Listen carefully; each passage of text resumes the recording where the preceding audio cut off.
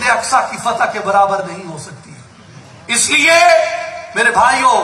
میرے نوجوان ساتھیوں، مسجد اقصی سے ہمارا وہ روح کا، ہمارا وہ اندر کا رشتہ اور تعلق ہے، اور جب تک مسجد اقصی سے ہمارا یہ تعلق قائم ہے،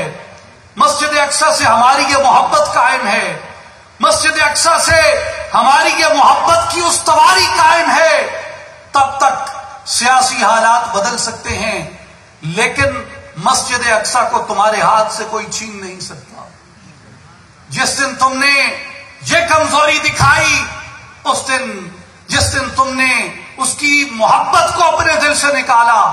اور مسجد اقصی کی آنرشپ سے دستبرداری کی، اور یہ کلیم جس دن چھوڑ دیا کہ مسجد اقصی میری ہے،